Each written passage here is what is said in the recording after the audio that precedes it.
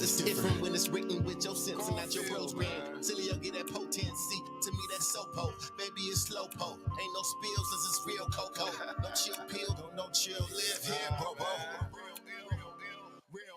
From politics to kill bill is hip hop. Can't feel. Check us out and get your tip pop.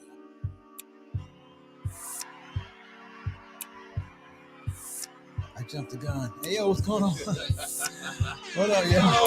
Hey, I heard the applause, man. So let's get in there. All right, man. So welcome to the show. Reelsville, Redline Radio LLC. Kevin Hanley, Sir Rucker, Tim on the boards. Got some stuff to talk about. I got topic. We ain't gonna hit it all. But let's just number one, first and foremost, NFL football starts tonight. Yes. Ravens and Chiefs kicking off right now. Browns win the Super Bowl. Hey, listen, it's go Browns all day long this weekend.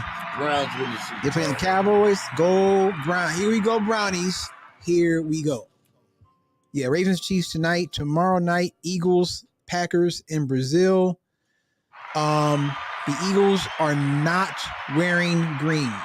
They've been advised that green is a color you may not want to wear. Now, the Packers, they ain't got no choice. They got to wear green. But the Eagles are not wearing green. They'll be wearing black helmets. The black helmets are dope. Black helmets, white jerseys, black pants. That's what we're rocking tomorrow night. I mean, there'll be a little bit of green in them, but yeah. Can somebody tell me why we're having an NFL game where you can't wear a certain color because it might be dangerous? Was it the OJ's money? Yeah, that's exactly why. That's nuts. Roger Goodell trying to get that bag. Ain't no way in hell. They told the players somebody stabbed too. They told the players kidnapped. They told them don't leave the hotel. Yes. Don't leave the hotel. Brazil is dangerous. I ain't going. Tell you that much. We still got like a sore thumb. Man, they have us snatched up for real. I couldn't do it. So we got that. We got Browns and the Cowboys. First Energy Stadium has a new name. Huntington. I kind of like that. Huntington Bank Stadium. Or is it Huntington Bank Stadium or Field? Huntington Bank Stadium. You know what? I think it's Stadium. Huntington Bank Stadium. I kind of like that. It kind of flows. You know, First Energy Stadium kind of flowed. Huntington Bank Stadium flows. Huntington Field. Okay, and I bank with Huntington, so you know, hey, right. it is what it is, right? Come on, Huntington, cough up some money for the stadium then. Let's go. They do every month when you use Grace. I don't know what they doing with this stadium in Brook Park, man. Just okay, whatever.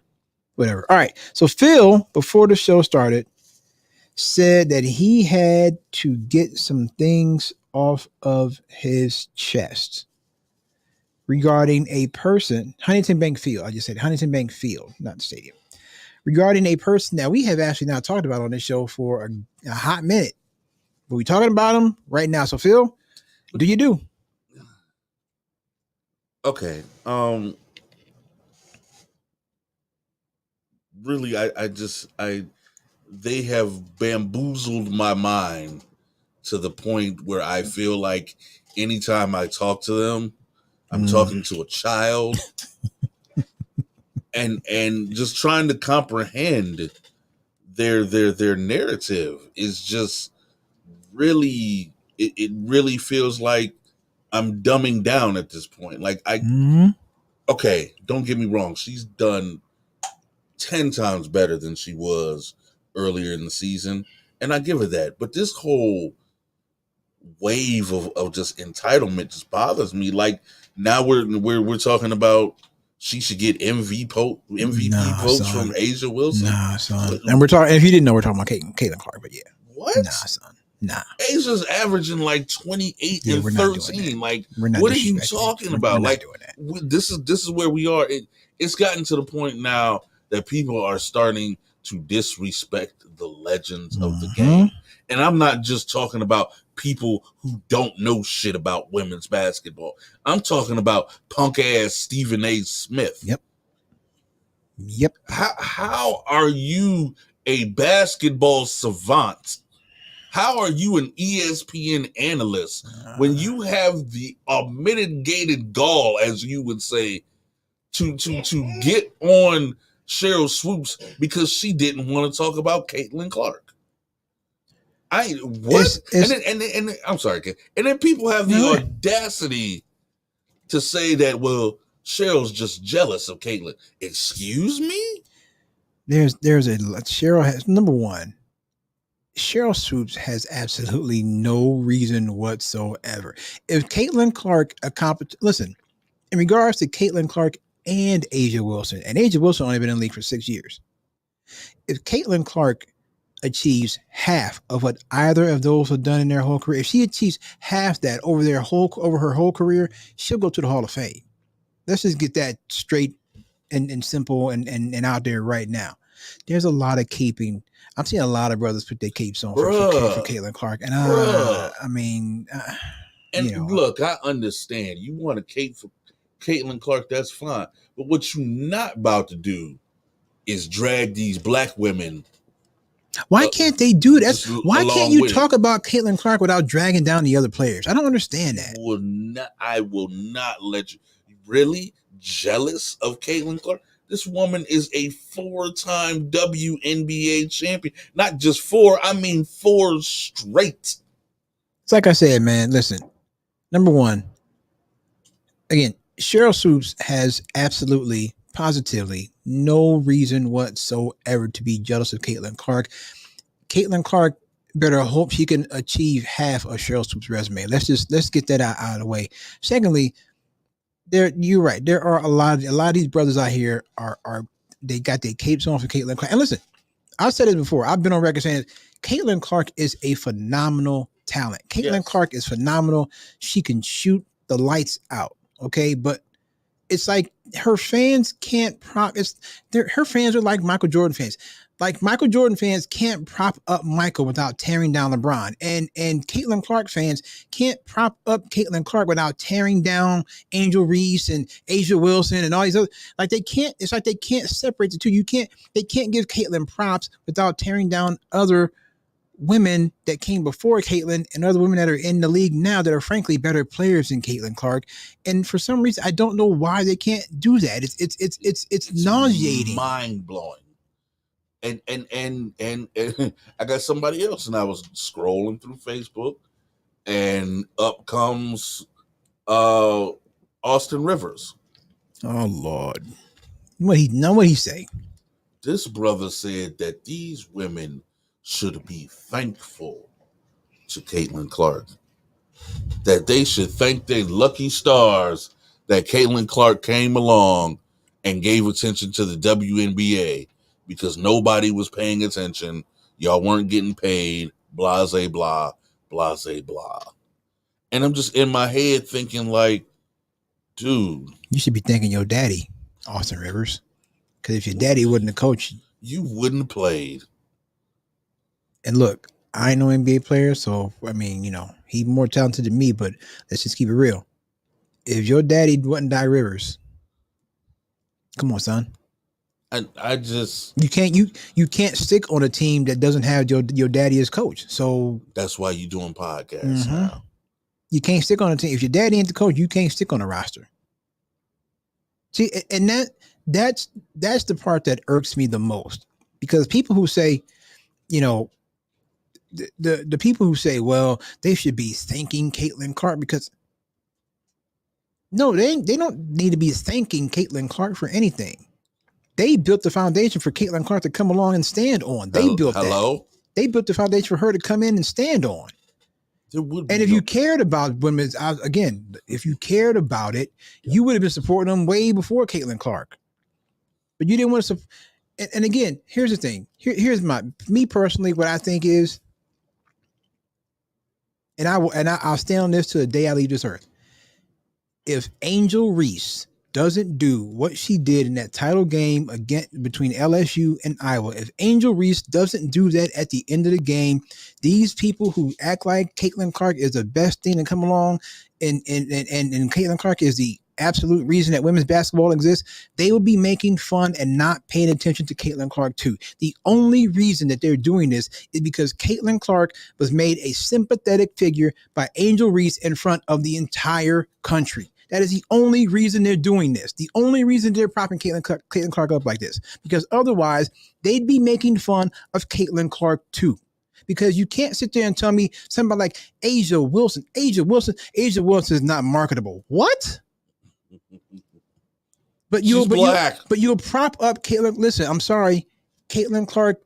And again, another point, Caitlin Clark does not bring anything new to the game of basketball. Caitlin Clark has not changed the way basketball has been played, is being played, or will be played. Caitlin Clark is not doing that. Caitlin Clark is phenomenal at what she does. She's a phenomenal shooter. She has not changed the game of basketball fundamentally how it's played. The last person to do that was Steph Curry in 2009. Period. That's it. You feel now? You got me now. See now, Phil? I told you. You got me upset, man. It boggles. There's the mind. Oh, they're nauseating these people. You telling, man? Do you know how many women's basketball players I know that if you played her, they would give it to Caitlin Clark? Prime Candace Parker would wash Caitlin Clark. Wash. She would wash Caitlin Clark. Look, I keep telling people, y'all lucky Maya fell in love, because Maya was on her way to doing some crazy stuff. Paige is coming. Juju is coming. I can't wait to see Juju. Paige and Juju are coming. Wait to see Juju. I ain't even gonna hold you. Hey, Paige. Paige down for the cause, man. Shout out to Paige Buckers, man. She's down for the cause. Paige down. But Paige is coming. And so is Juju. I'm just, but you're right. We're disrespecting the women that built the foundation for Caitlin Clark to stand on. And because you guys were so ignorant and didn't want to pay attention to it, that's not those women's fault. That's your fault. That's your fault. God, yeah, Phil. See, man, dang. I ain't want to get upset this I was trying not to. I promise you, I left it alone. I didn't care if she won Rookie of the Year over Angel. And she will. And I was like, okay, that's cool. She's balling out a little bit. That's fine. But the fact that y'all are now trying to tear the MVP away from Asia Wilson, B, we will fight you. Ain't gonna happen, Captain. We will fight you. Because quiet as Caitlin Clark might not be the best player on her own team. She does play with Aaliyah Boston. She might not be the best player on her own team. So, how could she be the MVP and she might not be the best player on her own team? Don't make any sense. Don't make any sense. I can't deal with them anymore. I cannot. They are worse than Jordan fans. They are horrible. And I just try to tell myself, man, I gotta make sure that I'm separating, because I don't want to not acknowledge Caitlin Clark's talent. She's phenomenally talented. She's a very good basketball player. Again, she's probably one of the best shooters we've ever. No, she is one of the best shooters we've seen in women's basketball. She is one of the best shooters we've seen in women's basketball. She's, as far as overall players though, nah, because she can't do what Asia Wilson can do. Asia Wilson can shoot it, and she can get down there and bang with them with the big girls. You can't do it with most of the women that came before you. You can't do what they do. Lisa Leslie. You can't do what Candace Lisa Parker. Can't Maya do what Candace. Moore, You can't do what Maya did. Simone Augustus. Can't do any of that. Shanika Holzclaw. You can't do any of that. Stop it.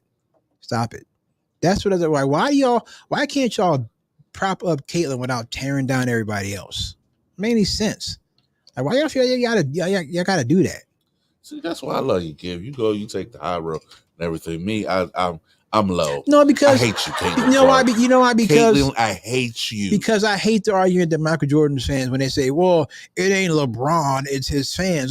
So y'all gonna deny LeBron's greatness because of his fans? No, they deny LeBron because they're scared of LeBron. That's why. I mean, he's already better than Michael. I keep telling y'all this. He's already better than Michael. He's been better than Michael for years. I don't know what you guys are watching. He's been better than Michael for years. 6 for 6. Okay. He's been better than Michael for years. I don't know what you guys are watching. So, but I hate when it's not LeBron, it's his fan. Why are you letting his fans dictate how you feel about him? Right? You can't acknowledge his greatness because of his fans? You know why I don't like her fans? Because her fans are racist. Facts. and they don't want to admit that they're racist. No, this isn't about color. This is about how. Of course it is. Yes, it is. Of course it is. This girl is going head down as sweet apple pie, white sliced home fried bread. Angel Reese gave the Great White Hope a taste of her own medicine at the end of that game. Period. And, ooh, she's so. Oh my God, the names that they call this girl, the disrespectful, the ghetto, the trash. Just I was like, y'all are crazy. That's what it is. Angel Reese gave her a taste of her own medicine at the end of that game, and they have hated Angel Reese for it ever since. And in the process, Angel Reese made her a symbol. Not even the media was. They was doing just little things on Caitlin Clark. They wasn't really checking for Caitlin Clark like they are right now. Angel Reese made her a sympathetic figure, and we love sympathetic figures in this country. That's right, especially when the aggressor is an angry black woman. Oh yeah. Yep. And so she gave it because again, Caitlin Clark, when she's on the court and she in her bag, Caitlin Clark talks more shit than a little bit all the time, and we don't hear nothing about it. Angel Reese did to Caitlin Clark, and it was like the apocalypse had came, and everybody, you know what I'm saying? It's like, what are we teaching women in basketball? Dave Portnoy at Barstool called her a classless piece of shit. Called Angel Reese a classless piece of shit. That's because he's a racist. He's an absolute racist. So you brothers that fuck a Barstool, I don't know why. I had to find out the hard way he was a racist. I was wondering why I couldn't get hired there.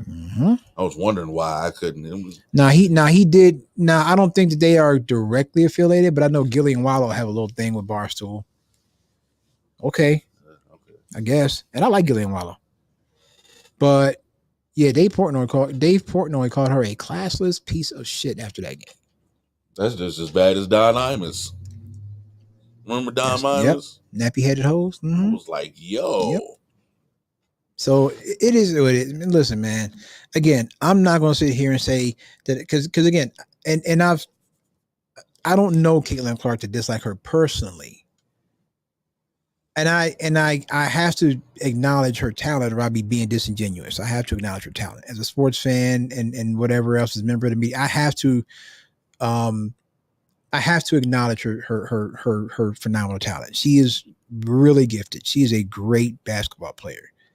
But the fact that you people can't prop her up without tearing down Angel. Again, they keep using this dumbass argument. Angel, she gets rebound. She's rebounding her own miss. That's the whole fucking point. That is the whole point. She's stat padding. Even if she misses a layup, okay, she missed a layup, but she misses the shot. She gets the rebound. She keeps the other team from getting the ball, getting back in transition, and she's making the second attempt and keeping the points off the board for the other team. What is the problem? What are we talking about here? 37%. She's terrible. What are we talking about here? That's the whole point of a rebound. Is it not? What am I missing? Nothing. That's the whole point of a rebound. Nothing at all. Who cares if it's close? You missed it. Okay, fine. You missed it, but you got the rebound and then you made it. What are we talking about here? I don't get it. It's like I say when it comes to trucking, to backing up a truck, right? I always say, I don't care when you're backing that truck up. I don't care if you have to correct yourself 100 times. If you get that trailer into the hole, pause if you need to. If you get that trailer into the hole, or you hit that dock and you don't hit anything, that is a perfect back. I don't care how many times you got to correct yourself. I don't care if you got to pull up 100 times, 1,000 times. I don't care. You got to get out and look 4, 5, 6, 7, 8 times. Cool.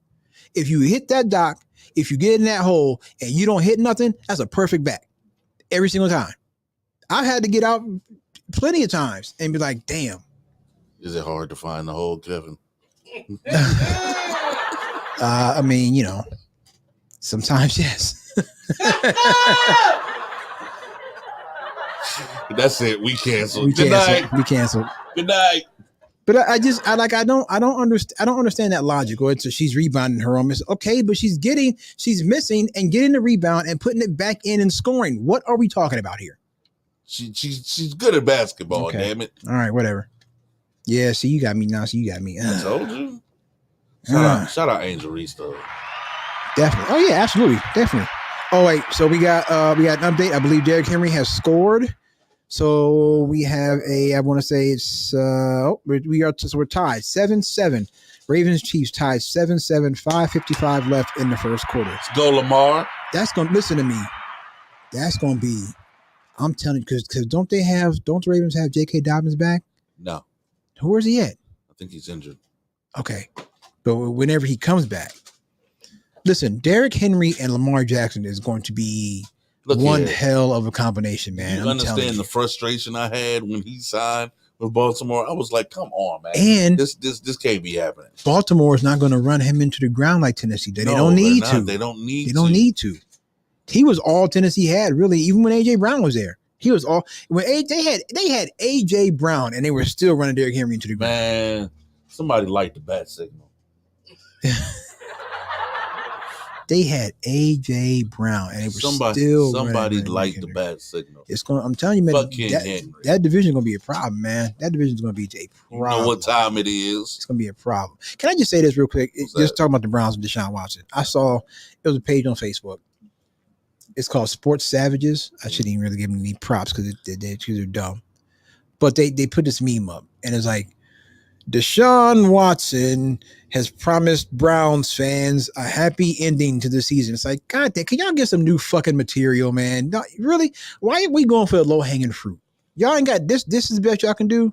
How many times have we not heard this joke already? 10,000 times. Deshaun's going to give him a happy ending. And in the comments, massages for everybody. It's like, God, are we in high school? Are we freshmen in high school? Yes, we are. It's crazy. Deshaun Watson's gonna give a happy. Okay, yeah, hilarious. Har. It's hilarious. Happy ending, massage, yada yada yada yada yada. God, get some new material, man. Y'all are whack, man. Get some new material. Holla at Tim. Tim is a comedian. Tim will get you some new material because y'all need it. Y'all just going for the low hanging fruit. Y'all need some new material. There was a white man, an Englishman. Comment said there was a white man, a black man, and a Chinese man. I won't go through the whole verse. It's just I saw that. I was like, oh, okay, great. That's fantastic. It's happy endings for everybody. Low hanging fruit. All right, cool. Yeah, that's good. So, Browns and Cowboys on Sunday. I am looking. Come on, Cleveland. Hey, come on, Cleveland. I was at the barbershop this morning, and shout out to the homie Al. He was like, hey, we all together this week, right? I'm like, you damn right we all together this week. It's fuck Dallas all day, all night. Yeah, you damn right we together this week. I can't wait till Sunday, man. I'm telling you, man. I cannot wait till Sunday. Let's go. I'll be somewhere. I don't know where I'll be tomorrow night, but I'll be somewhere. Listen, I got the football app on my TV. I mean, on my phone. So when I get stopped, you better believe I'm gonna turn that game on. Yeah, man. I feel like the Browns need to open up strong. You know what I'm saying? Mm-hmm. And I feel like we can at least be 4-0, if not 3-1. If I was them, I would start immediately tomorrow night by spreading Dallas' defense out. Yeah, I don't believe in Dallas' secondary. I really don't. I know they got Stephon Gilmore, man. I don't worry about that. I would spread them out, and I would start slinging that ball right away. I feel like they don't have a choice. Right away. Jerome Ford? Get Njoku involved early. Because the only linebacker that Dallas has, in my opinion, that can run with Njoku is Micah Parsons. But you want Micah Parsons rushing the quarterback, right? So if I'm the Browns, I'm spreading Dallas out early. Spread them out early. And we gonna pause again if you need to. And we gonna see. We gonna see over here just wilding. We gonna see what that secondary working with. We about to see, because I'm gonna hit you with David Njoku early and often. He's gonna be involved early and often. I'm gonna hit you with that Njoku. I'm gonna hit you with that Njoku early and often, and repeatedly. Kim, twice on Sunday. Now. Come on now. Twice on Sunday. Enough. What's wrong with y'all? Twice on Sunday. It's embarrassing. I done took my blue chew. Oh, Lord. Yep. That's it. Good night. I done took my blue chew. Gosh, I hope that day doesn't. Well, I mean, I don't know. I hope that day doesn't come for me. Now we going into this. I hope that day doesn't come for me. Don't start with that. That's a scary. Hey, listen, thought. man. That is a scary thought. My birthday's coming in less than 2 weeks. That scares me. I don't want to. Now let's keep going. Let's keep going. Yeah, appreciate it though. Let's keep going. My birthday's coming in 2 weeks, though. I'll be 49. So less than 2 weeks. On the 16th, I'll be at work, of course, but it is what it is. My vacay will be on.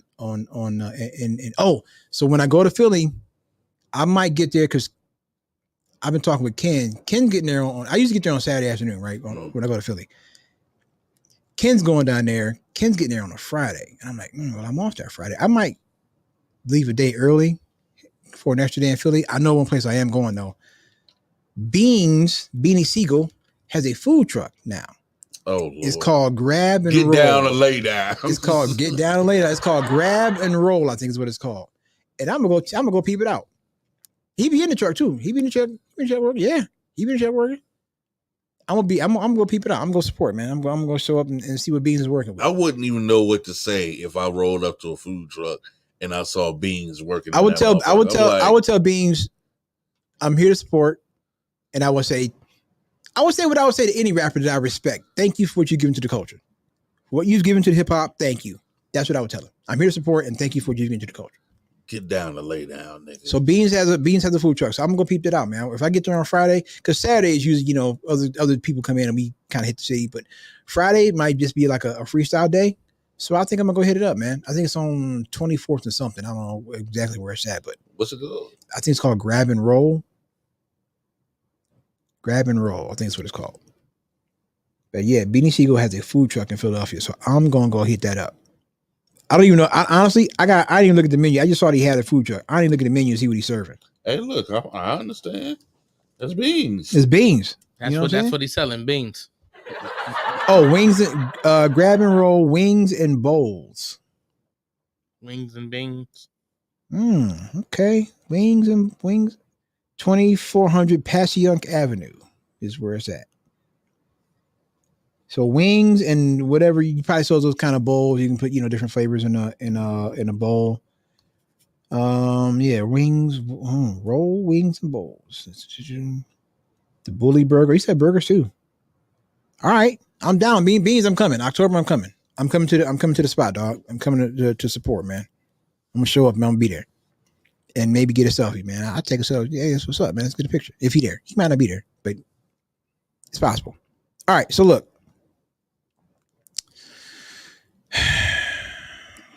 There's a little bit of controversy. Now if we were doing the Quad Brothers, this would have been something we'd have been talking about. But I'm talking about it now. So in Louisville, Ohio, home of the Leopards, their marching band, they have been doing this. And I meant to send Tim a picture, but I forgot. Actually, I think I saved it in my roll. I might be able to send it to you so we put it on screen. Let me just check in my phone real quick. I think I saved it. But anyway, their marching band, they have this thing that they do, and it's a tradition. Yeah, I got it. I'm gonna see if I can send it to Tim real quick so we can put it up on the screen. Yeah, yep. I'm gonna send it to you right now, Tim. Hold on. So sorry, they do this this tradition that they do. It's a greeting where they just wave high to the crowd after, like, during pregame and stuff like that. Hold on, I'm about to send an email right now to him. There we go. All right, I just sent the picture to you, Tim. So when you get it, if you could put it up on the screen, I'd appreciate that. You emailed it or put it up? I emailed it. And this is something they've been doing, I guess, for like, I want to say, I heard like 70 years or something like that. Oh God, it's something racist, ain't it? Well, listen. So it is eerily not similar. It looks just like a certain salute that was going around Germany in the 1930s and 40s. That's how we wave high, huh? And Got it. I will say this.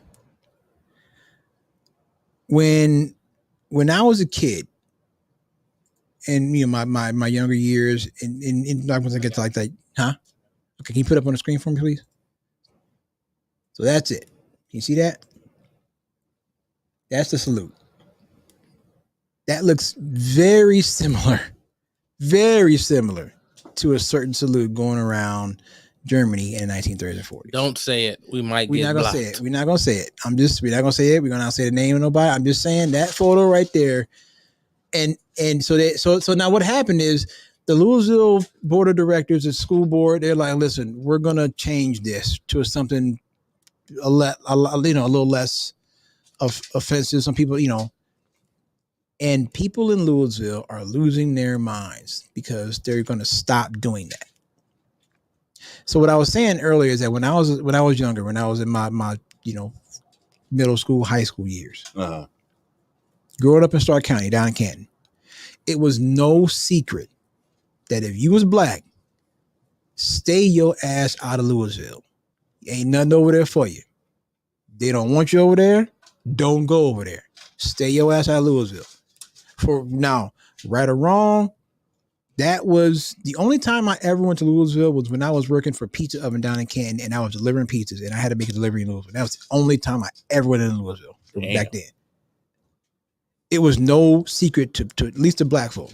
Stay your ass out of Louisville. You don't want to go to Louisville. Stay out of there. And they've always had a reputation. And I was reading the comments in that story, and there were people who were in there who's like, I was in the band in Louisville. I hated doing this.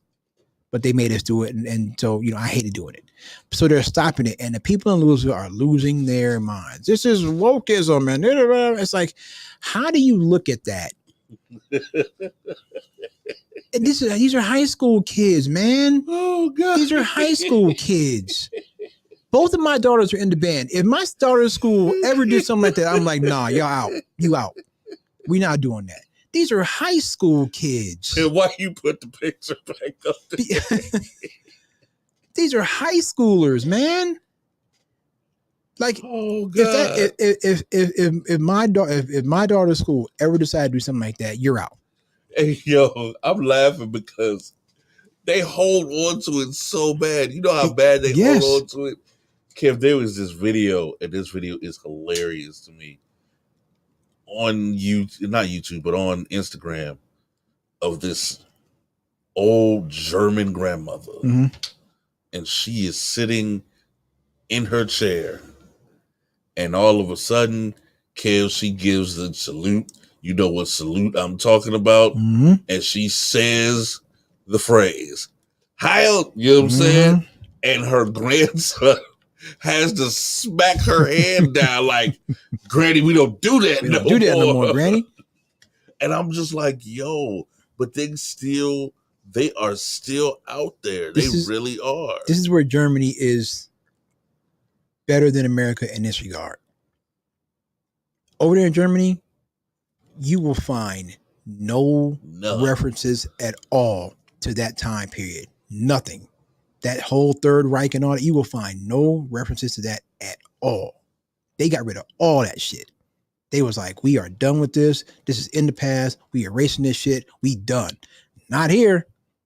Keep your Confederate flags and keep your statues up and this, that, and the third. And stop talking about it. Da, da, da, da. Germany is like, fuck that. We getting rid of all. You will go over to Germany. You will not find any. It's like the Third Reich never existed over there in Germany. They got rid of all that. My brother told me, and he stayed in Germany because he's in the army. Mm-hmm. He told me that if you even speak about it over there, like if you're a native person and you speak about it to somebody or like a foreigner or something, you have conversation about that, they'll come and they'll get you. They'll come and they'll arrest you. They don't want people talking about it at all. It never happened. It never happened. They done with it. They like, you're not about to speak no Nazism back into our not culture. Here. Not here. Not after what we did. No. They like, we will not identify with that part of Germany at all. Wouldn't that be not America? Nice? No. We still flying them stars and bars down there like shit. Okay. not Germany. But I saw that and I was like, who would have? And it's not like they just changed the way they wave, right? That's it. Because why would you want high school kids standing there doing that? Why would you want that? Just wave. Louisville, but again, this is on brand for Louisville. I'm telling you, when I was younger, that was it. Stay your ass out of Louisville. You don't go over there. You meet some chick. She's from Louisville. Don't you go to Louisville try to see this? Nope. Don't do it. Stay your ass out of that city. That was the thing. We all knew it. We all knew it. And I'm talking, I was in middle school and we knew this shit. Stay out of Louisville. That ain't the place you want to be. But that's what they want. They like that. It's just like, that's crazy. For high schoolers, for high school kids. Y'all want high school kids doing that? Like, what? This is wokeism, man. They're just, what next? Like, what? Why do you? Okay. They want to hold on to it. It's part of their culture. Very on brand for Louisville. Very on brand. Y'all's boy. The man is desperate. Y'all's boy. You know, the dude that's running for president. Oh Lord. Do you know that since Kamala Harris announced she's running for president, she has raised $600 million. She just announced it at the end of June. No. Yeah, it was June. End of June. Yeah. June 30. I think it was June 31st. 600 million. No. It was July. End of July. They're like July to the 31st, something like that. But that's less than 600. She has raised so much money that what she's doing, and this is brilliant. What she's doing is she took 25 million of that 600 million that she raised, and she sent it down to other Senate races in Congress, people that are running for seats in Congress, Democrats. She sent $25 million to disperse among all those people. She's smart because she knows that if she's going to get anything accomplished, she needs Congress too. She needs Congress. And let me just say this: whoever is running her social media accounts, God damn, round of applause for you. Whoever is running her social media accounts is a genius. They are hitting everything right now. They are not missing on all these ads they put out. They put out one of Trump saying that, you support me and I support you. I got your back and I got you. Because Trump is just rambling. He just been rambling. But he's like, I got you. I got your back. I got your front. I got every single, right. I got your back. I got your front. And he said, I got every single part of your body. And then what they did, whoever is running her social media account. So when he says, I got every single part of your body, they keep looping that. And as he says it, they keep putting up, Trump's going to ban, news articles, Trump to ban abortion, Trump to do this to women's rights, Trump to do this to women's bodies. So, I got every single part of your body. I got every single part of your body. I got every single part of your body. And they just put whoever's doing the run. Hey man, you need a raise. You need a raise because Kamala is working social media the way Bill Clinton worked the late night circuit before 1992, when Bill Clinton was going.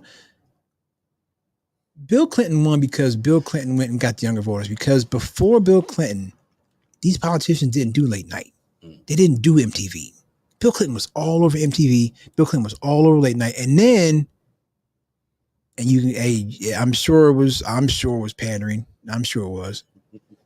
Bill Clinton went on Arsenio and played the saxophone. It was a rap. That was it. He wasn't nobody gonna beat him. And Kamala now is doing the same thing. Kamala is using social media to her advantage. She's using social media as she should, right? Because how else are you gonna reach younger voters? But unless you go to get on social media, and her social media team, they are knocking it. I mean, they are on a Shohei Ohtani like streak right now. They are killing it right now. Her social media team. But here's the thing. Here's the thing about these two. You know about Donald Trump and Kamala Harris, right?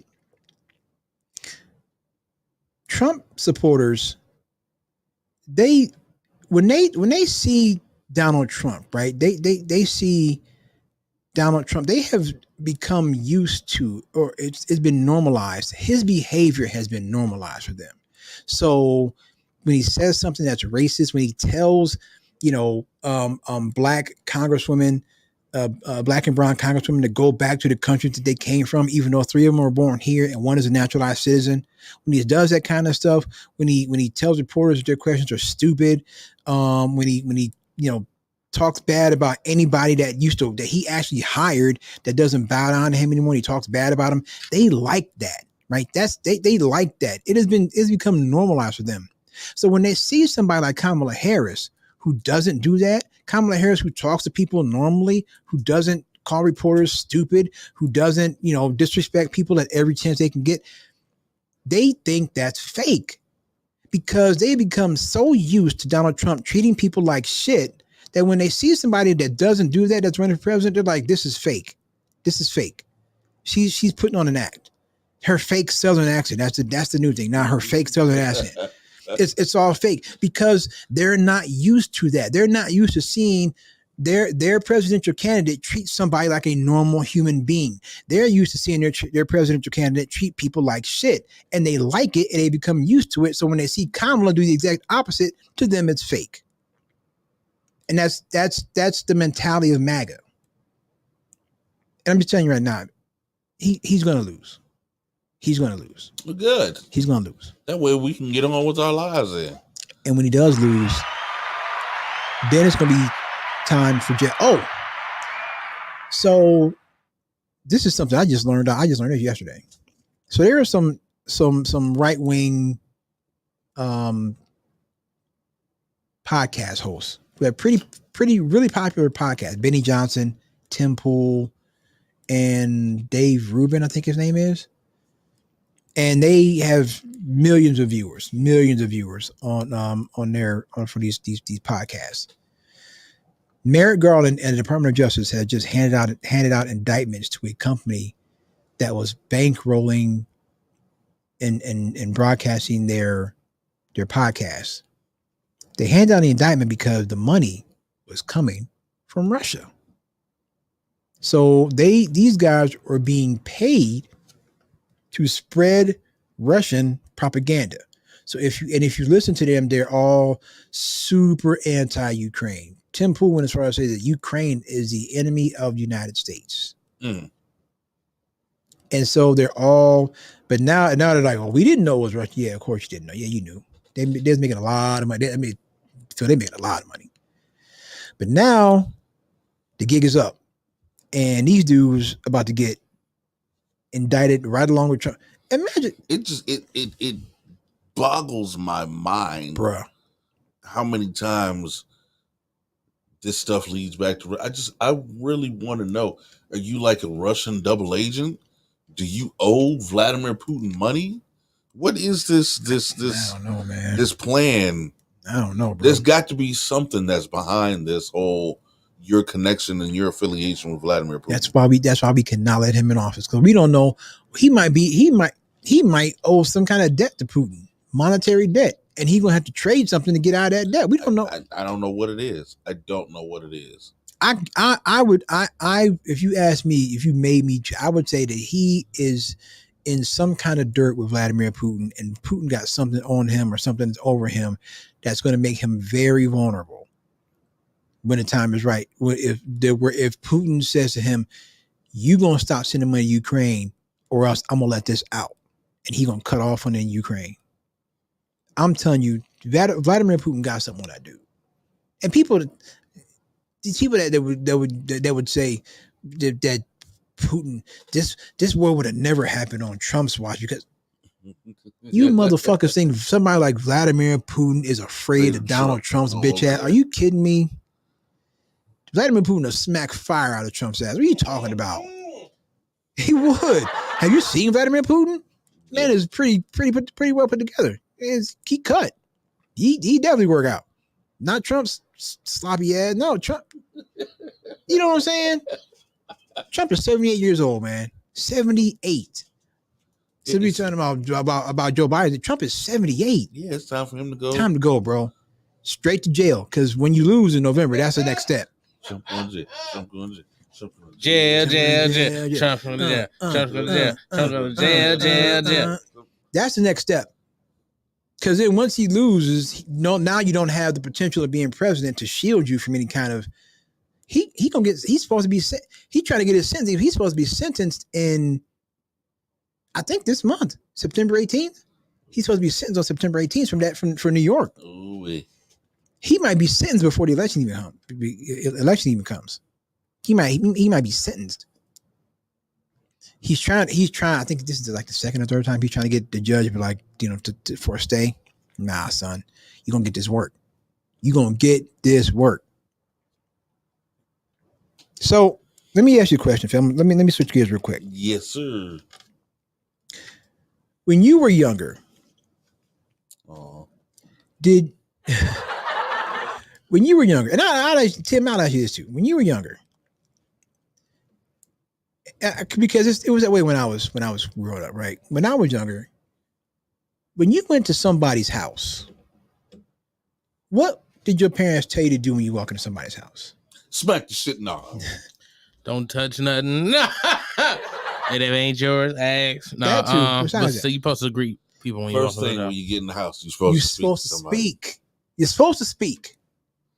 Now, I personally, I don't know what it is with this new generation of young people, right? And again, I don't want to sound like old man yelling at cloud. Too late. But like my stay off my lawn. My daughter's friends come over to the house, and they come in, and they don't speak. Yeah, that's so disrespectful. And I speak to them. I end up going to them and speaking because I'm like, listen, you're not just gonna come into my house and not acknowledge me. You know what I'm saying? Like, you're not gonna come in my house and just not. But I was always, when you walk into someone's house, you speak to them. You acknowledge them when you're in the house. You ain't got to bow down, but you got to say, at least damn, say hi, good morning, how you doing?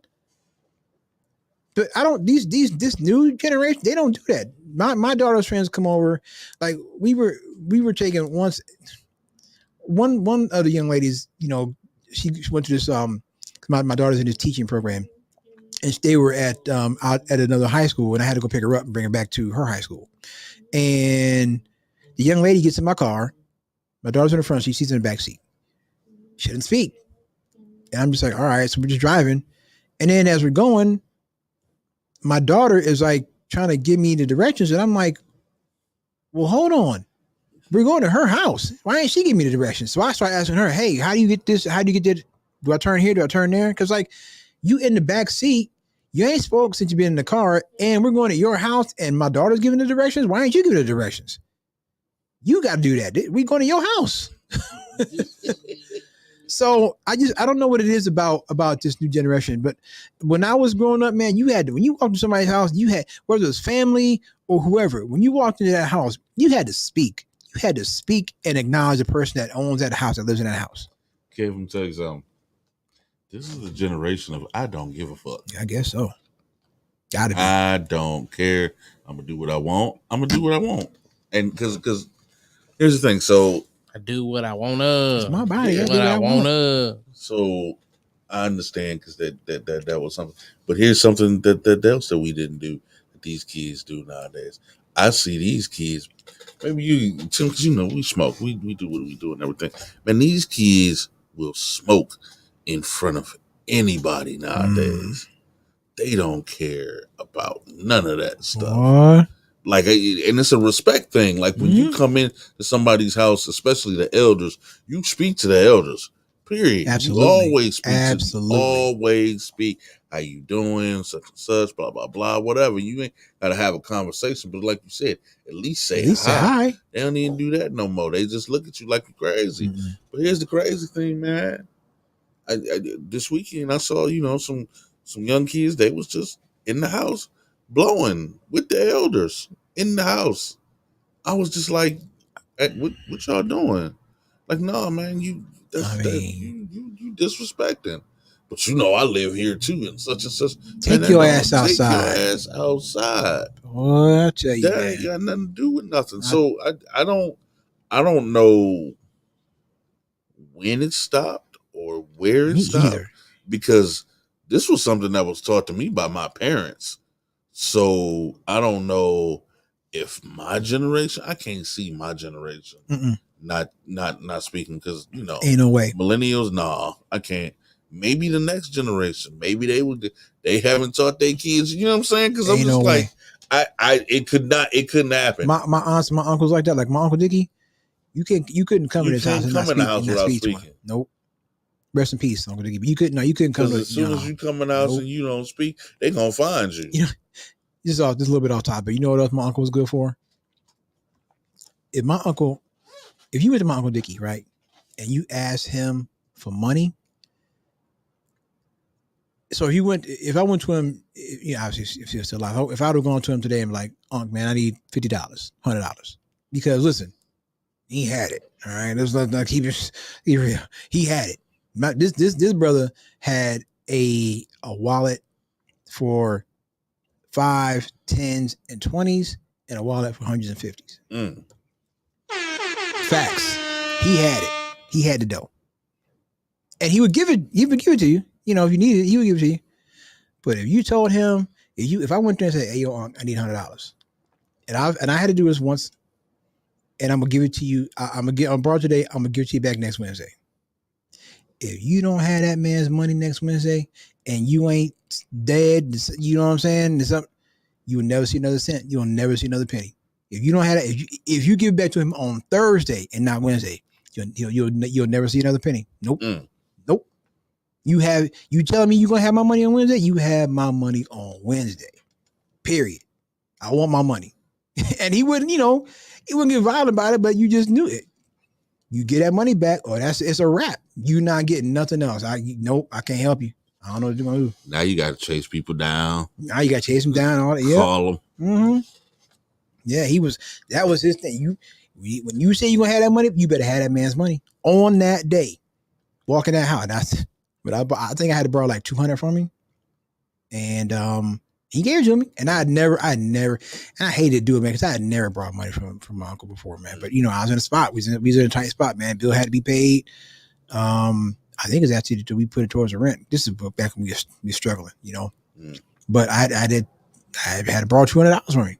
And so I went down there, drove down to Canton, got $200, and I told him when I was gonna have it back, and I made sure I was at his house with his money the day I said I was gonna be there. Because I knew if I wasn't, it was a wrap. I was never getting nothing else. But he was, man, my uncle, man, he was, again, he had separate wallets. Now he wasn't like out there balling. He lived in the same house. My aunt still lived there. He lived in the same house for a long time. I'm just still blown away by the separate wallet thing. Like separate wallets is crazy. That's crazy. Like for real. And one of them is stuffed with, and the other one is stuffed with the other. But he also kept a little knife with him too. So don't get it twisted now. No, it was just more so like you gonna get stuck. You come up on him. You're gonna get stuck. This day he got Cash App. The next day he on Chime. Like that's what it sounded like.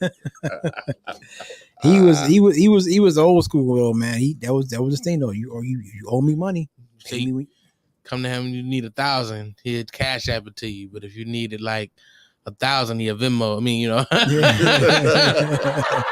That was my dude, man. That was my dude. Hey, speaking of that, I seen this video of a young man who was, I don't know.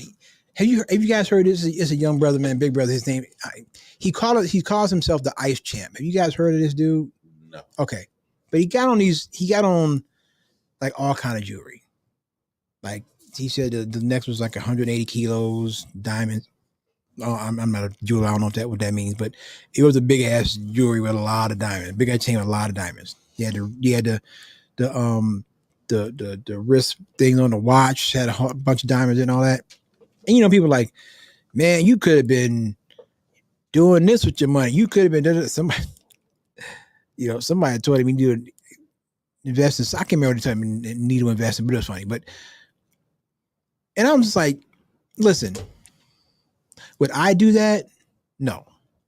Like if I had money like that, apparently he's got a lot of money. He's worth a lot of money. But I do that? No. But can we stop pocket watching, man? Can y'all stop that? Can we stop pocket watching? No. Can we stop doing that? No.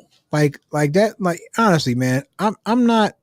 Give money back to the kid. What's wrong with you? It's with this dude and with pro athletes. Like I'm not pocket watching. Can we normalize not telling these dudes how to spend their cash that they earn? Like, why are y'all so heavily invested into? Okay, you want money to go back to the hood? You get the money, get your money up, and send money back to the hood, right? Like, would it be nice? Yes, but y'all gotta stop pocket watching, man. You're too busy watching everybody else. Yeah, you watching everybody else, and you missing your bag. Right, I can't. You missing your bag. You watching. You know, I'm watching Phil's pockets, and meanwhile, my bag done passed me by because I'm watching his pockets. Why y'all do that? Stop pocket watching, man. My bag keep passing facts, me man. by. Fact. Okay, well, I see you with the Far Side reference, Tim. I see you. Stop all that pocket watching, man. Let these dudes live because you only go around one time, man. Let these dudes live. I wouldn't do it, but it ain't my money. The Far who? The Far Side. What is that? It's a rap group. She keeps on passing. Oh, come on, bro. I don't know passing me by. Damn, son, you don't know that idea song? what that is. You slipping, Phil. It's they're a My damn. hip hop group from Oakland. Oh, you very well. They like 90s though, so you would. Them. Yeah. That song when that that Joe song, my dear, you know that's the Far Side. That's on Far. He got that from the Far Side. My dear, you do know you right? No, you very well. Yeah, that one. He got that from the Far Side. Damn, I wish I wasn't such a wimp. That was a dope verse. Man, that song. That was a dope verse. That was a dope one. The message came back 3 days later. Return to sender. Damn. Yeah, that's a dope verse. Yeah, that's it. And the video, they did the video for the song called Drop. And I had never seen anything like that. The whole video, they shot the video, and then when they actually played the video, they ran it backwards. So it looked like they were rapping, but they were moving and they were putting their clothes on. Like they were, when they did it, when they filmed it, they were doing it and rapping and taking their clothes off, like down to the boxers. But then when they actually did the actual video that they put out, they ran it backwards and they were putting it, yeah. So a song called Drop. You don't, man, the Far Side. I was just about to say, look. I don't want to hear no. I'm not trying to hear it. West Coast, man. You gotta get up on your West Coast, man. Get up on your West Coast hip hop. I'm from Cleveland, sir. I don't know anything about that.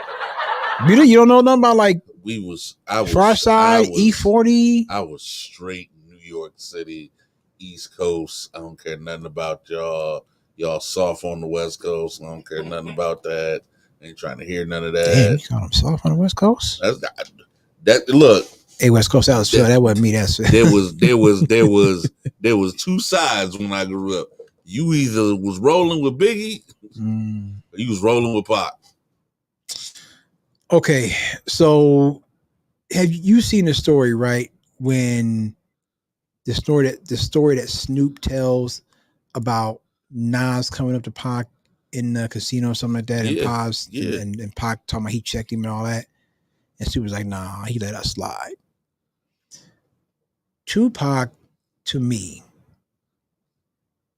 his ego and paranoia got him and Biggie killed. Yeah. That's why I don't hold.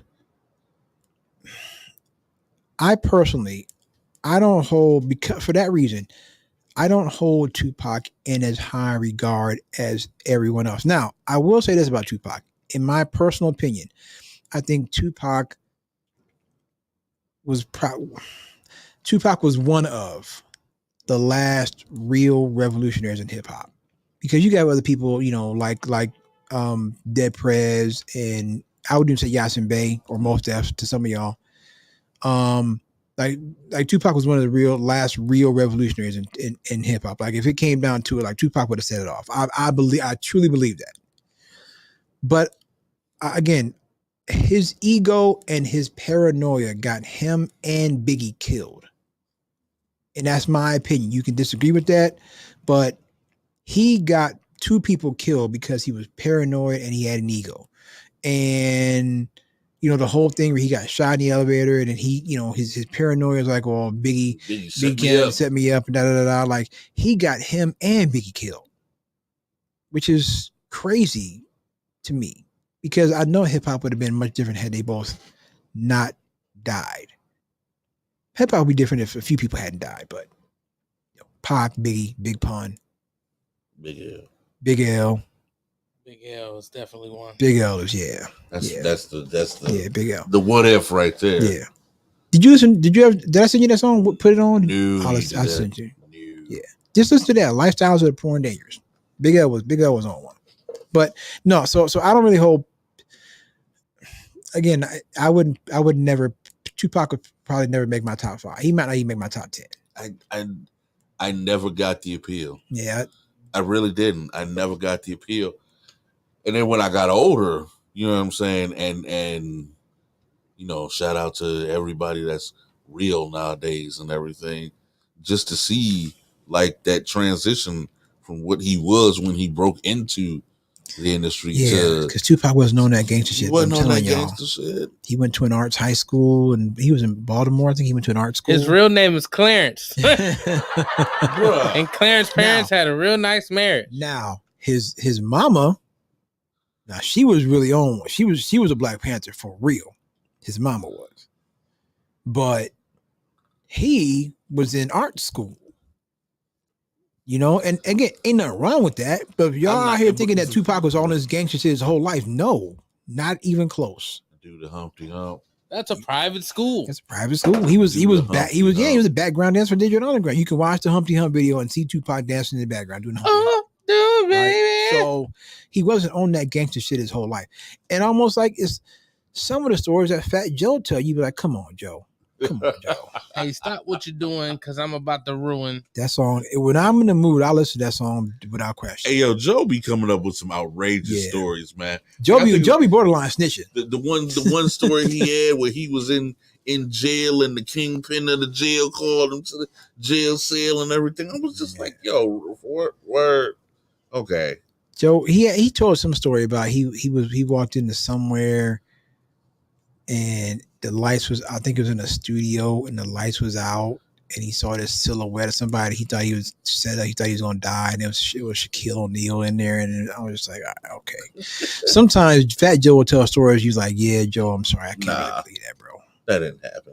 But then remember, Fat Joe said that he said he lied in like 95% of his songs. What he said, those are his words. Wow. But you know why? You know why I did it though? Why? Because he saw what they were doing to Young Thug. He saw that they was going back and looking at Young Thug's lyrics and was like, okay, yep, this is a lie. Yep. I did not do that.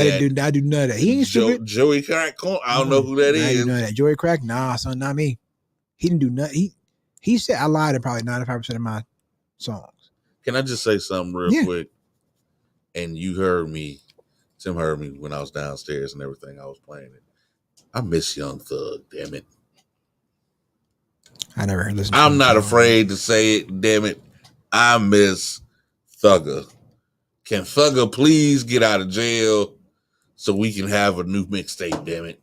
No, they got him on RICO, didn't they?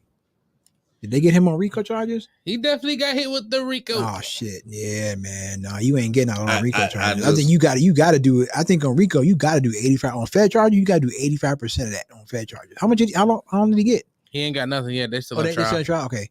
No, Fed charges. If he gets sentenced, but he in jail. Like he can't. He been in jail for a minute. Like for Fed charges, you got to do I think 85% of that shit before you get parole. He doing it all right now. He doing every little bit. RICO.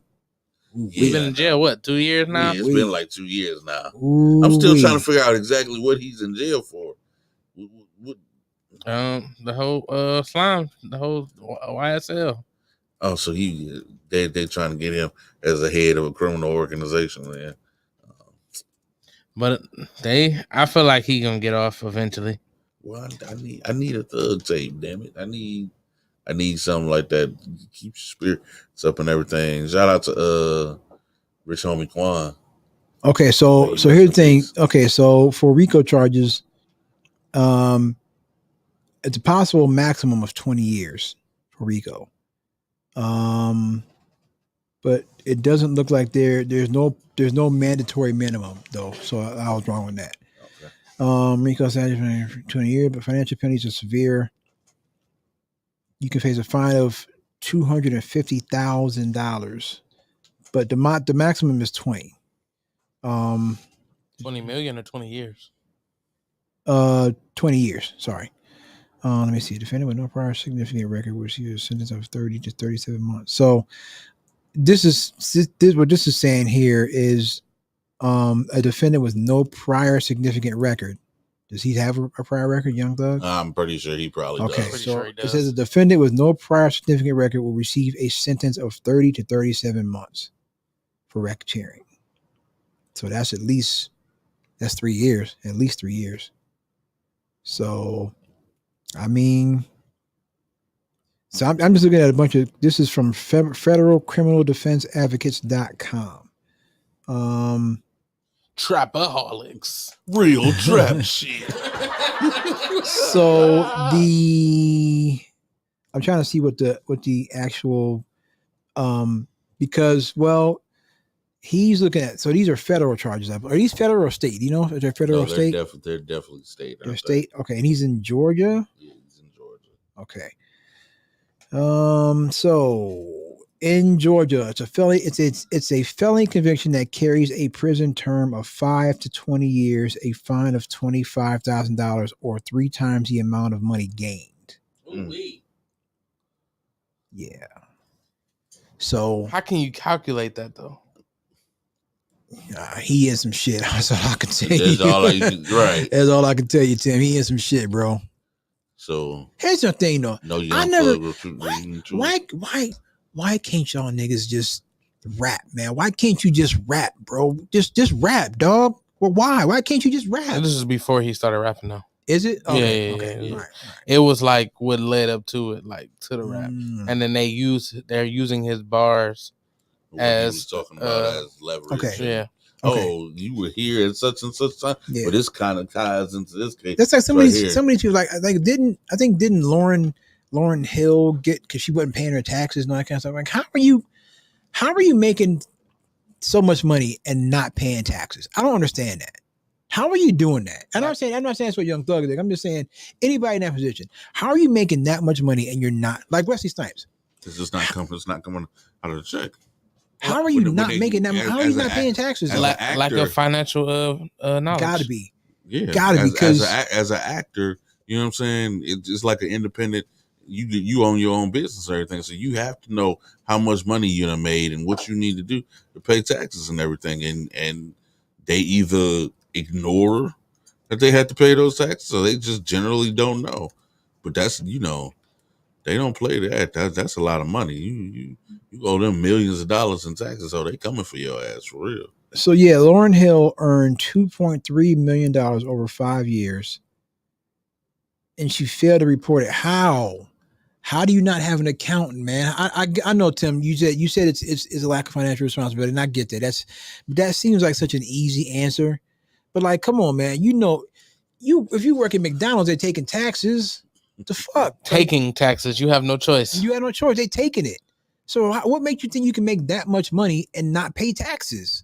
Nothing in your head was, because Lauren Hill, by all accounts, is a smart woman. So nothing in your head said, listen, I need to pay these taxes. I'm making this money. She made $2.3 million over 5 years.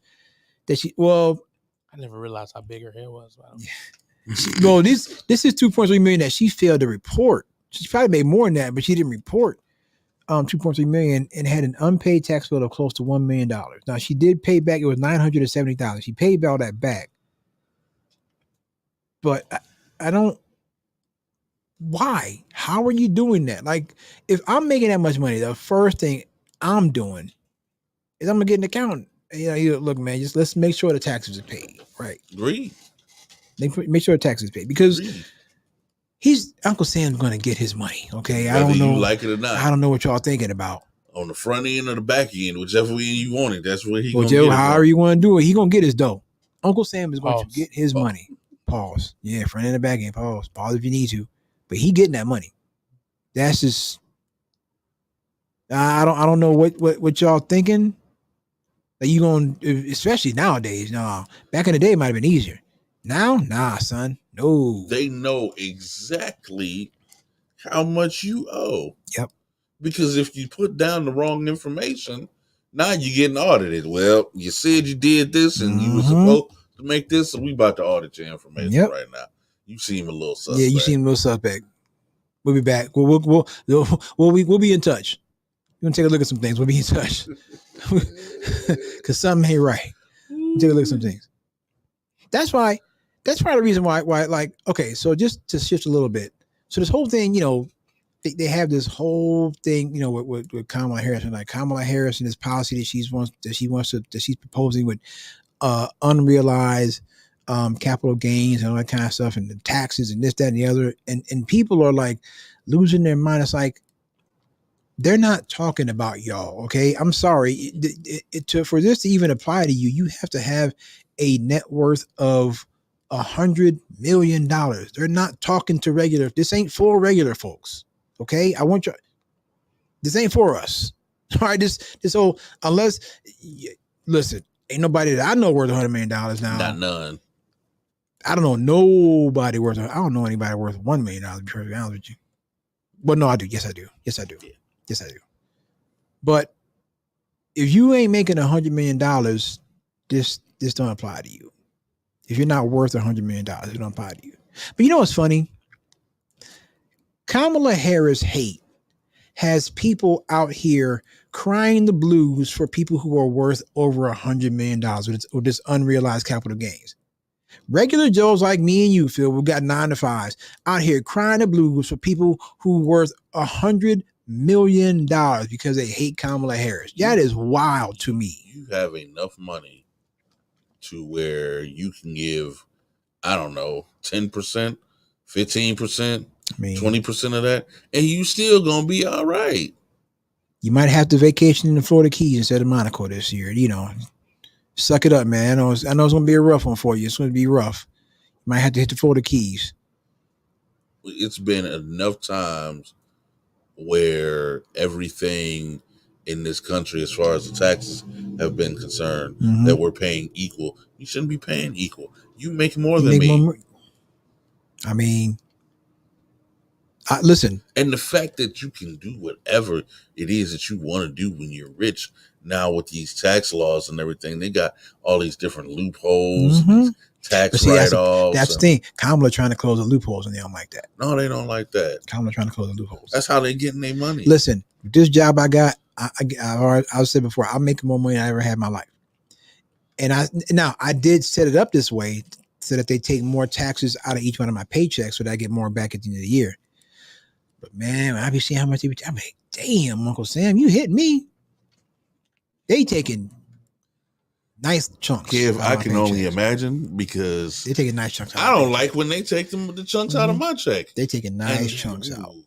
They're taking nice chunks out. They do nice chunks. Oh my god! Because I be looking at what I actually earned for those. Yeah, that was crazy. Yeah. Ooh, Kev. Yeah. Because that just hurt my soul. And then on top of that, because I'm definitely still looking into that kid for real. But then I thought about that. I was like, damn, I am a single man with no family. They really be raping me. That would just not be correct. I mean, that would be terrible. But like I said, now again, I purposely set it up so that way because I want more back, come tax time. But yeah, they be hitting me. I'll be looking at what I actually earned and what and then look, the checks are still nice. Don't get me wrong. They're still nice checks. But from what I actually earned to what I actually get and put in my bank account, it's like, whoa, Uncle Sam, damn son, chill out, man, relax, dog. You good? You got enough money? You need that. I guess so. But yeah, it's like you 9 to 5ers out here crying, man. Say spare me. Somebody worth $100 million. I'm supposed to be. Nah, I'm good. They'll be all right. Go ahead, pay that $1 million. They'll be fine. They'll be fine. You still got 99, man. Get out of here. Hey, man, listen. I'm gonna switch. Listen. So I was in Michigan, this past week, and I was out there representing. I had my Ohio State Buckeyes hat on, and I was in a store. The dude was like, hey, "Man, you crazy wearing that around here?" I was in Flint, Michigan, and it got me to thinking because the guy said he was from. No, he said he was a Michigan fan. But he was living in Lansing, and so, no, I wasn't in Flint. I was in somewhere. I think I was in a town called Clio, Michigan, because this guy said he lived in Lansing. Lansing wasn't far from there, so I think it was Clio, Michigan, CLIO, Clio, Michigan. And he was saying he lived in Lansing. I said, "Oh, so you Sparty?" He's like, "No, I'm a Michigan fan. I was born in Kalamazoo. I just live in Lansing." I'm like, "All right, cool." And so I asked him. I said, "Man, let me ask you a question." Because this is something like I've been wondering this for a minute. You know what? Let's do this. I'm gonna hold that thought for a second. Let's take a quick break, and then we'll come back and we'll finish up we got like a half hour left. Let's take a real quick break, Tim. I'm gonna hold this thought for a second, and I'll come back because something I want to ask, and I think it's a very interesting question, and I want to ask it because I want to get the opinion of some of the listeners. So this will be a video that I definitely make sure that I post on TikTok because I want to get the opinion of people about this because something I've been thinking about for a minute. So we'll take a break. Kevin Hanley, Phil Rucker, Tim on the boards, Real Spill, Red Line Radio. We'll be back in a minute.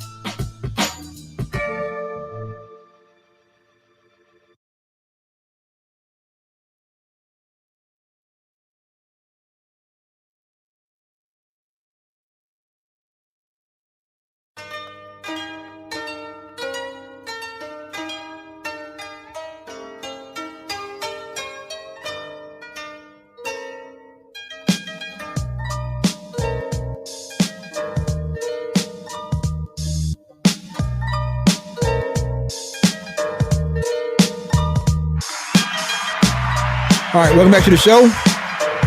Quick update. We are just getting ready to head to halftime in Kansas City. And it is 13-7. Chiefs over the Ravens. 16 seconds left to go in the first half. So we got a tight one there in Kansas City between the Chiefs and the Ravens. I'm so glad that football is back. Honestly,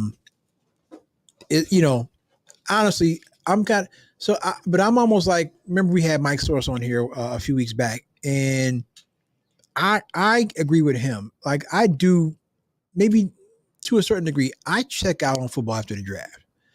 Like, I'm in a group chat with, it's but Eagles fans and Cowboys fans, and I don't really even, when we start to get close to the season, I'll start joining in discussions. But it's like in May, like what is there to talk about? There's nothing to talk about. What are we talking about? May, June, July, there ain't nothing to talk about till training camp starts. And then even then, it's like, all right, I'll get updates from the Eagles app or whatever, you know what I'm saying? But it's like, now we can start really focusing. Now we can really get focused. Like last week, now that season's starting, but like in the middle of May, early June, what am I talking about with the Eagles? Like I don't. Okay, like what? You know what I'm saying? Like what am I talking about? It's so funny that you say that because for the past 20-something years, it's been the complete opposite for the Browns. Mm-hmm. Because during the season, we didn't have shit to talk about. It's all off season. It was all off season all the time. Will the Browns win the draft? Who are we picking? Number 1 or number 2, number 3, whatever. Who's we gonna get to free agency? Is this the year we finally gonna stop sucking? Like that's just all it was. For the Browns, it's playoffs for bust, man. You got to at least get to the playoffs. I want the division, damn it. That's a tall order right there, boy. Don't care. It's a tall order right there, boy. Tired of the media. It's not even mediocrity. I want them to look really good against Dallas. I really do. I want them to look good. I want them to look good against Dallas. I'm not even gonna hold you. I'm nervous. Is that in Dallas or in Cleveland? No, that's in Cleveland. Okay. Yeah, it's here. I want them to look 4:30 kickoff. I want them to look good. I really do. No one because they're playing Dallas, obviously. But I want them to look good. I can't wait to see what this offense is going to look like because we don't know what this offense is going to look like. Same way with me. Like, I'm not, again, I was in the barbershop today and we were talking about the season. And I'm like, I can't call it because I don't know how Saquon Barkley going to be in this offense. I have no idea. I can't trust Saquon Barkley to stay healthy all season long. I can't because he hasn't shown he can do it. He's a great running back, but I can't trust him to stay healthy. I don't know what it's going to look like. I don't know if the end of last season was a fluke or if there's a bigger problem there. I am hearing that now that Jason Kelce is gone, Jalen Hurts has taken a lot more on as far as leadership. And because, before he was not that he couldn't do it, but before, like, Kelce was the one who was calling out protections and picking up the blitzes and all that kind of stuff. Now Jalen Hurts is taking that on. So I want to see what that's going to look like. Right? Because now on top of everything else, now he's looking for protections. Okay, I got to slide over this way. I got to do this, got to do that. This guy's coming, this guy's not coming, whatever. So now I'm interested to see what that's going to do. Kellen Moore, I don't know how much, because I didn't watch a lot of Dallas's offense. I don't know how much RPO Kellen Moore runs, but Kellen Moore, you're going to need to use Jalen Hurts' feet. Like, don't try to put him in that pocket. And not that he can't do it, but his feet are a weapon. You need to use it. Use everything. Use his arm and his feet. Like, don't try to make that young man sit in that pocket and just sink from the pocket all the time. And for the love of God, but your wide receiver core. Can we not run 16 million wide receiver screens this season like we were doing that? Can we not do that? Can we not do that? Please, Kellen Moore, do not run 16 million wide receiver screens or screens on 3rd and 7. Can we not do that? Let's not do that shit. Okay. That's ridiculous. That's ridiculous. All right. So I was telling the story. I was in Clio, Michigan about a week and a half or so ago. And one of the guys I was at work, and one of the guys I was working with, he was saying that he was from Lansing. And I said, "Oh, you're Sparty, right?" And he said, "No, I'm a Michigan fan. I grew up in Kalamazoo. I just live in Lansing." I'm like, "All right, cool." And so I asked him this question. I said, because here in Ohio, we have people here who are born and raised, born and bred Ohioans that root for Michigan. I don't understand it. I don't know why. I think they're traitors, but it happens. They are born and raised here and they root for Michigan. So I asked him, I said, are there people who are born and bred Michiganders that root for Ohio State? And he's like, yeah, there are. So here's what I want to do. I'm going to post this video on TikTok here. Here's what I want to do. If you are a born and bred Ohioan and you root for the University of Michigan, I want you to hit us up in the DMs or even in the comments of this video and tell us why. Why would you choose to go over to that side and root for Michigan? What is it about Ohio State that turns you off? And on the flip side, if you are a born and bred Michigander, we want to know why you root for Ohio State. We want to know why. Why are you born and raised in Michigan, but you root for Ohio State? What is it about Michigan that you don't like that's making you root for Ohio State? I would be really interested to see, because I personally don't think it happens as much in Michigan as it does here in Ohio. I know I have friends I go way back with. So I know we came up together and they are born and bred Ohioans and they root for Michigan. And I don't understand that. So I want to know if it's the same way in Michigan, and is it as much in Michigan as it is here in Ohio? Because I'm like, why? What caused you to go over to that side? What caused you to shame your family name and go over to the University of Michigan when you have the Ohio State University right here? Shame.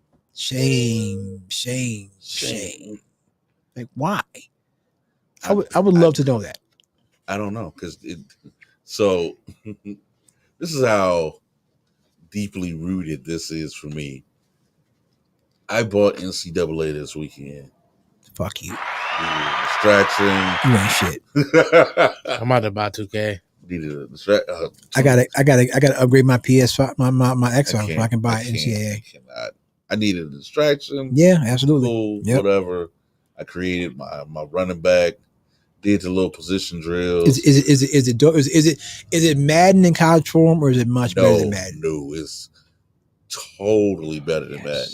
Yes. Totally better than Madden. Even the creator player mode, if they dynasty mode, it's ridiculous. Oh, man. You're gonna be addicted. I need You're gonna have like 6-7 schools, I promise you. So you got an Xbox Series. Xbox is it XS? No, I got a PS5. What's the Xbox? Because I got an Xbox XS. One. Yeah. Xbox Series XS or Series X. Okay. You're gonna have 15 different schools. You could just get the Series S. Oh, real quick. Speaking about it, I'm back to like 6. See, I knew it wasn't gonna last. I knew it wasn't gonna last. Somebody I went through and deleted it. Sure, Kev. Sure you did. I can't help it. I love building teams. I can't help it. I can't help myself. Okay, go ahead. Sorry, go ahead. So I get there and you go through the drills and everything, and then they show you, who your offers are. Ohio State didn't offer me nothing. I was so heated. Bastards.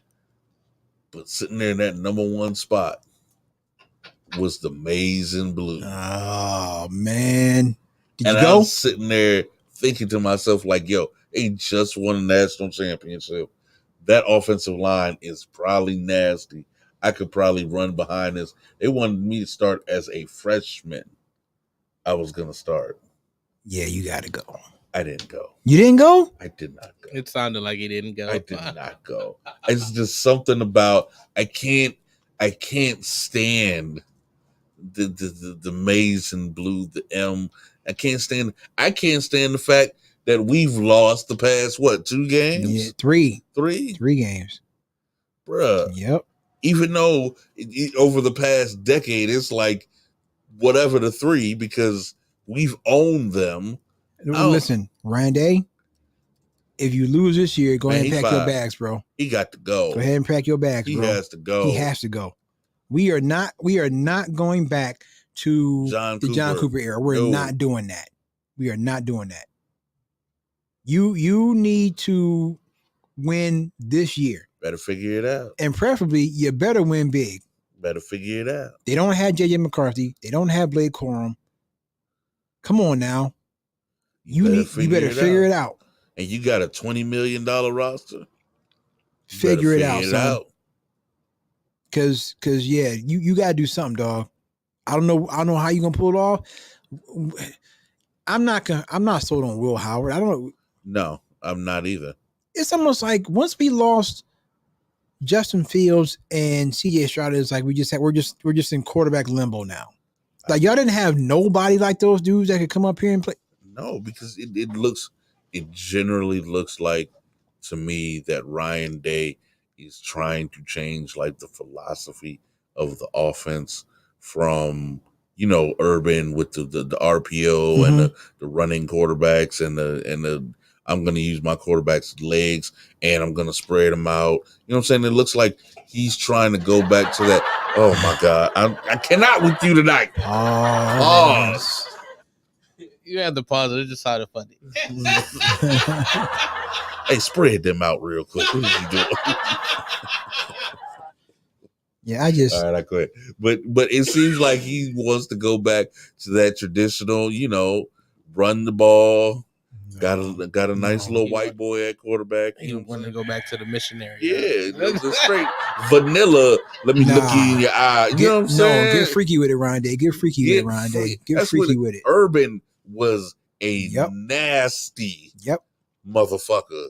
If that Urban was that motherfucker that you ain't supposed to be fucking, but you fucking. That was Urban. And we liked it. Pause.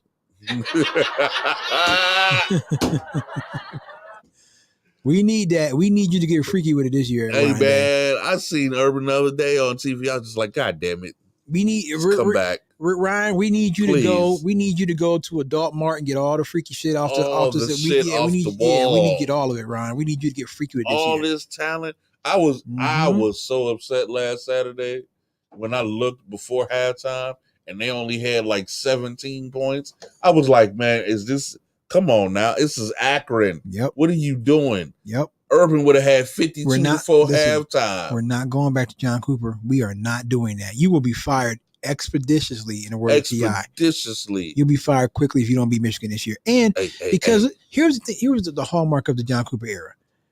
Do you realize how much talent the players that John Cooper had? Bruh, I'm talking. How you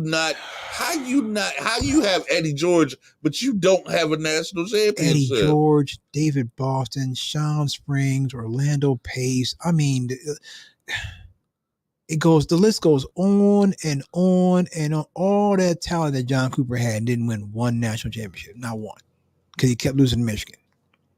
So we're not doing that. We're not going back to that, dog. We're not going back to that, Ryan. Sorry. You win this year or get your ass out of Columbus. Simple as that. Can I say something that in the back of my mind I am secretly rooting that he does not win? Because there's a coach right now. You want Prime? Ooh. You know what? I didn't think about Prime, but there's another coach. He's from Ohio. He's coached in Ohio before. What's that? What you talking about? Nick. Nick. Never in my wildest dreams. Could we pull Nick out of retirement? Never in my wildest dreams did I think that we would even ever have a shot at Mr. Saban. But I know he wants to stay retired. I know he doesn't like this game. But Nick, we got more funds in Alabama. We might have more funds in Alabama now. What about Prime? Look, I ain't even gonna hold you. I wanted Prime last year. I ain't even gonna hold you. With Prime and Columbus oil and water. No, it would be awful. Yeah. You know how Columbus is. It's just like Cleveland with the Browns. They're horrible. They are horrible. Yeah. And Prime with his, Prime's attitude is not an Ohio attitude. No. I don't Especially for a understand. black man. I still do not get the Deion Sanders hate. I don't understand. Well, I think it's too easy to say, well, okay.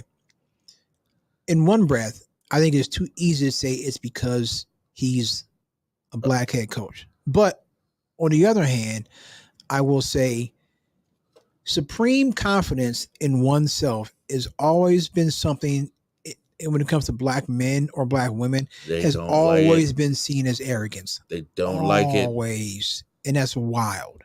He's an arrogant motherfucker. It's always been seen as arrogance. They did it to T.O. They did it to Cam Newton. They were divas. T.O., listen, for whatever you thought he was off the field, on that field, T.O. was undeniable. The man played in the Super Bowl on a broken ankle and was by far the best player on the field. And you had Donovan McNabb out there. You had Tom Brady out there. And we had Brian Westbrook out there. Brian Dawkins was out there. And he was by far the best player on that field on a broken ankle. So say what you want about T.O., but T.O. was a dog. And but in black men, that supreme confidence is always seen as arrogance. Always. But Deion has done nothing but keep it real the whole time. I'm not sure. Like, have y'all ever seen Deion Sanders? Like, what? He didn't just get this way. He been this way. Are you a T.O. fan? Because absolutely. Yep. Absolutely. That's your wide receiver. Now, teammate. When 05 was coming on, I was like, man, nigga, come on, dog. Just stop all this bullshit. Let's you know what I'm saying? That's my quarterback. Him and Donovan McNabb, if they could have reconciled, him and McNabb would have won a couple. I heard they hated each other. They do. They still do. They still do. They still hate. I think they'd have won if they hate each other. They would have won at least one. Because Andy Reid didn't give McNabb any kind of. We had some whack ass trash receivers. Andy Reid was running out there. Todd Stinkston, James Trash.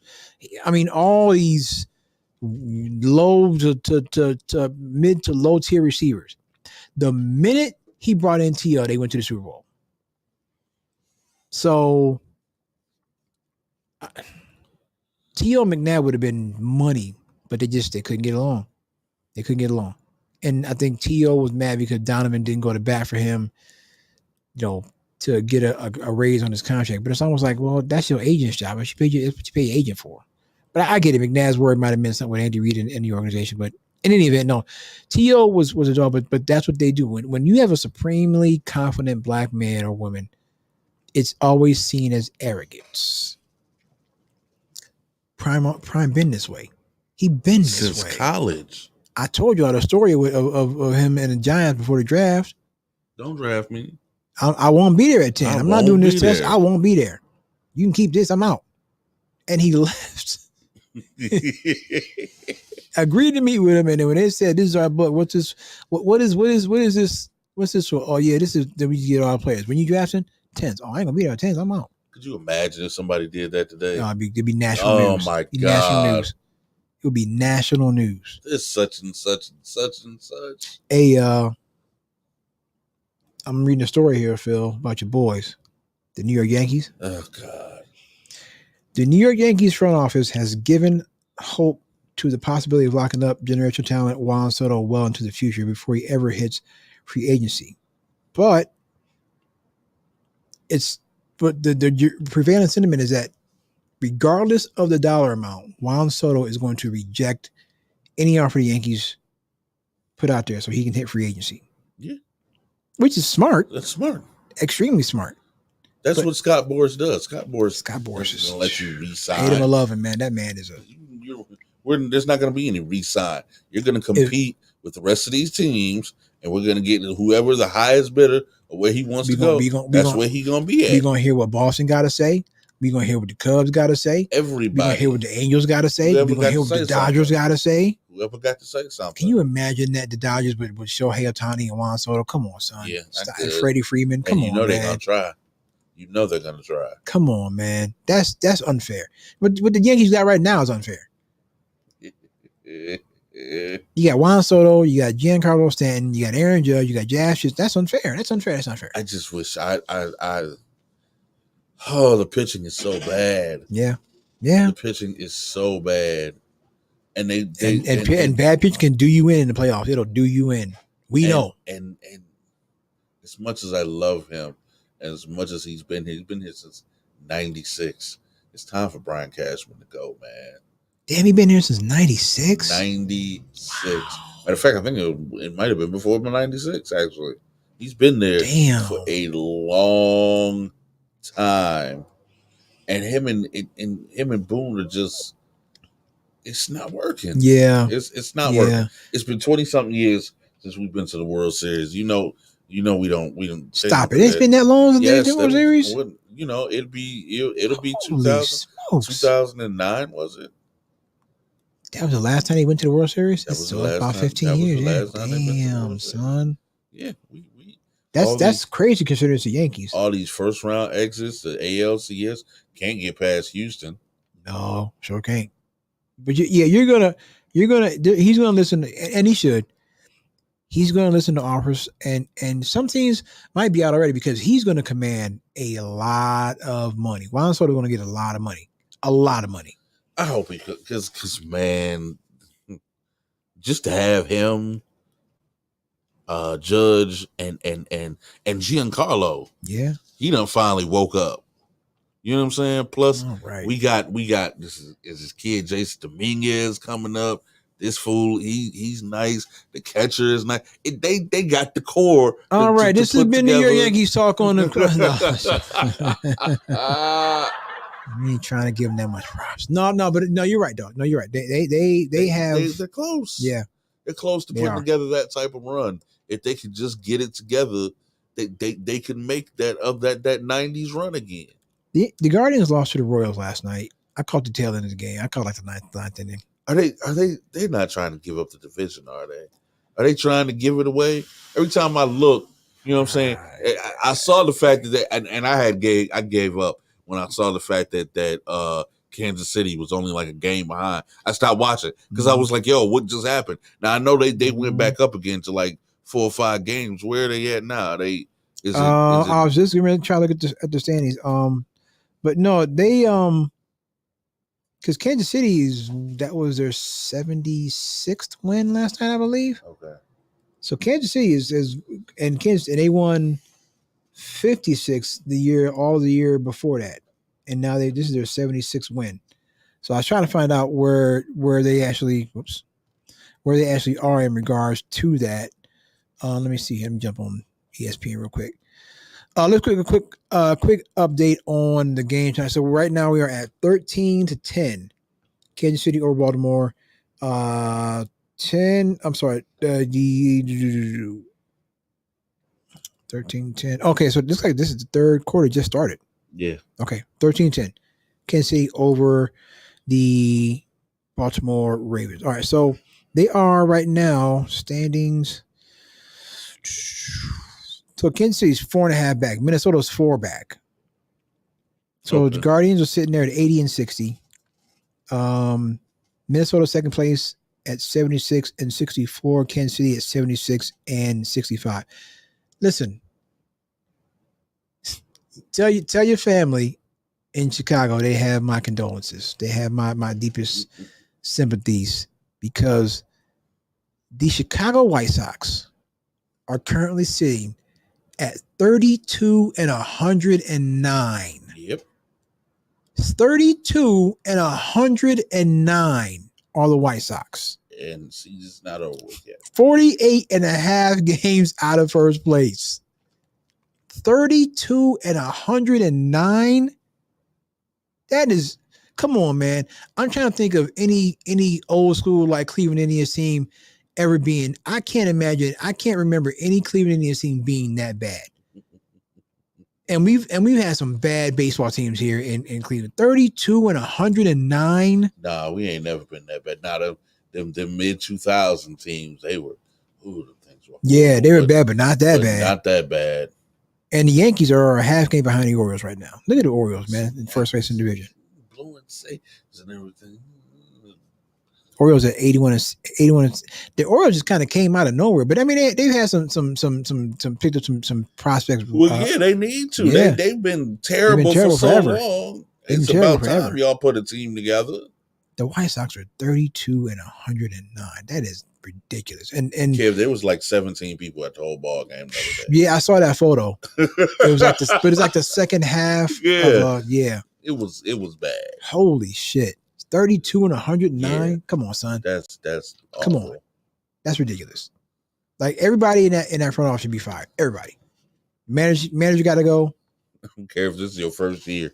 You got to You go. got to go, man. You got to go, bro. 32 and 109. What? That yeah. You got to go. They might. You got to go. I think the record is like 120. Maybe. If I'm not mistaken. Maybe. Yeah, I don't know what but I don't know. They're well on their way though. They're well on their way. We got like 2 weeks left. They are well on their way to being historically bad. I think they already are historically bad. Poor Grady Sizemore. Is he? That is their head coach right now. Grady Sizemore's their manager? Grady There you Sizemore. Go. There you go. Is their manager. So he got a promotion. He was a bench coach, and whoever their coach was that although he wasn't too bad here. Yeah. He wasn't too bad here. People loves Grady. Yeah, he wasn't too bad here. He was all right. Grady was cool though. He just couldn't stay healthy. That was it. Okay, so damn it, it would be us, wouldn't it? The mark for most losses in a season on record belongs to the 1899 Cleveland Spiders, who had 134 losses in just 154 games. It would be us, wouldn't it? It would be. It would be. It's only right. We gotta have our piece in history. It's only right. It would be us. We got the worst football. Right. We had the worst football team for the past 2 decades and everything. Yeah, you're right. It's only right. It's only right. So yeah, but let's see. We have a 16-0. See, but here's the thing. So I'm parade. on. Okay, so the 0-16. That's what I meant. Yes. Yes, we did. Teams that lost at least 110 games. The 1962 Mets lost 120, but they were an expansion team. The 2003 Tigers lost 119.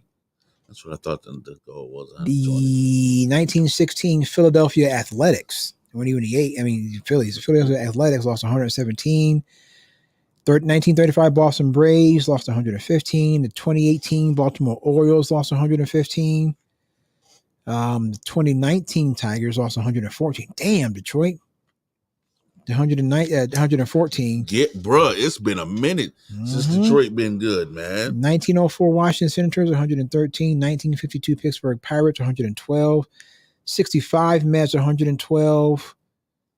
2023 Oakland A's 112. And other teams that have lost at least 110 games in the modern era. The 2013 Astros lost 111 games. The 04 Diamondbacks lost 111. The 63 Mets lost 111. The 41 Phillies 111. 39 St. Louis Browns lost 111. 32 Red Sox 111. 2021 D-backs 110. 2021 Baltimore Orioles, they lost 110 too. Yeah, 2 teams in 2021 lost 110 games. 69 Expos 110. 69 Padres 110. 1909 Washington Senators 110. So Chicago is on their way to join that group. That's bad. That's really bad. Super bad. If you were a White Sox fan, man, and you still go to the games, them tickets got to be dirt cheap, bro. Dirt cheap. Gotta be like giving them away. Like, come down, we'll give you a $5 ticket. You can have all the hot dogs you want to eat. Just please just come through. Watch. Man, I go. I would. I'd go to a game in Chicago. They giving out free hot dog? Are the Guardians going to Chicago the rest of the year?